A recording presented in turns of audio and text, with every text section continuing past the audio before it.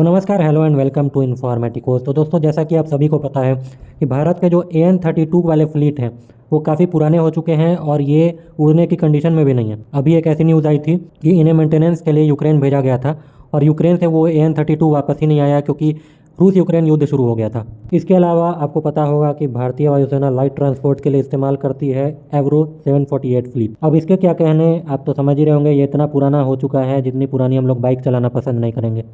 तो ऐसा नहीं है कि भारतीय वायुसेना इन चीज़ों को लेकर के अवेयर नहीं थी। एक्चुअली में भारतीय वायुसेना ने अमेरिका से C-130J सुपर हरक्यूलिस विमान खरीदा था, लेकिन अनफॉर्चुनेटली इसके ज़्यादा फर्दर ऑर्डर नहीं दिए जा सके और सिर्फ 10-12 की संख्या में ये भारतीय वायुसेना के साथ ऑपरेशनल हैं। लेकिन भारतीय वायुसेना ने ये चीज़ नोटिस की थी कि ये जो विमान है ये 20 टन पेलोड उठाने की कैटेगरी वाला प्लेन है, जिसकी आवश्यकता भारतीय वायुसेना को पड़ती है। लेकिन कभी कभार जो लाइटर वेट होते हैं उनको ले जाने के लिए इतना बड़ा विमान ले जाने पर फ्यूल का वेस्टेज ही होता है।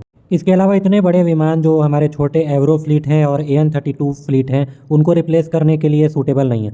तो भारतीय वायुसेना ने काफ़ी ज़्यादा खोज परख करने के बाद चुना था C-225 मीडियम ट्रांसपोर्ट एयरक्राफ्ट। अब ये जो विमान है ये 10 टन कैटेगरी का पेलोड ले जा सकता है। इसके बारे में और डिटेल अभी मैं बताऊंगा, लेकिन आपको बता दूं कि इसको खरीदने की जो डील हुई थी उसमें लगभग 16 एयरक्राफ्ट एयरबस की फैसिलिटी जो कि स्पेन में स्थित है वहाँ से बन करके आने थे और बाकी 40 विमान टाटा एडवांस सिस्टम्स की फैसिलिटी में भारत में ही बनेंगे। ये आत्मनिर्भर भारत की तरफ एक अच्छा कदम है, क्योंकि जब ये विमान टाटा की फैसिलिटी में बनेंगे तब धीरे धीरे इसमें जो इंडिजिनस कंपोनेंट है वो बढ़ते चले जाएंगे और इस कारण से हम लोग वेस्टर्न सैंक्शन से इम्यून हो जाएंगे। मतलब इसका ये है कि ये भले ही खरीदा गया तो एयरबस से है जो कि पश्चिमी देशों की कंपनी है, लेकिन इसको उड़ाए रखने के लिए हम लोग कहीं से भी पश्चिमी देशों पर डिपेंडेंट नहीं रह जाएंगे।